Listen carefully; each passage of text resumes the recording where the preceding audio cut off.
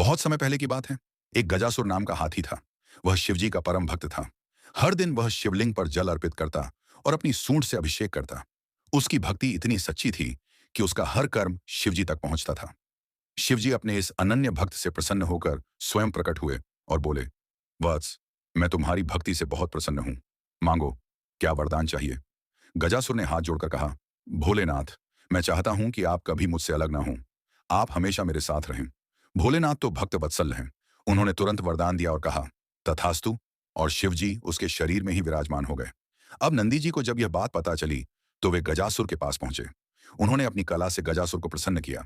जब गजासुर बहुत खुश हुआ तो उसने कहा, मांगो नंदी, तुम्हें क्या चाहिए? नंदी ने विनम्र भाव से कहा, मुझे वही चाहिए जो आपके भीतर विराजमान है। यह सुनकर गजासुर को समझ आ गया कि यह तो शिवजी की ही लीला है।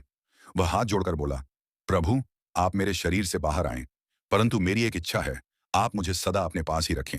तब शिवजी ने आशीर्वाद दिया, गजासुर, अगले जन्म में तुम मेरे पुत्र रूप में जन्म लोगे और समस्त संसार तुम्हें विघ्नहर्ता और सिद्धि विनायक के नाम से पूजेगा।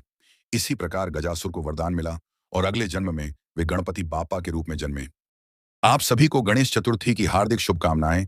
विघ्नहर्ता गणेश जी के आशीर्वाद से आपके जीवन में सुख, शांति, समृद्धि और सफलता हमेशा बनी रहे। गणपति बप्पा मोरया।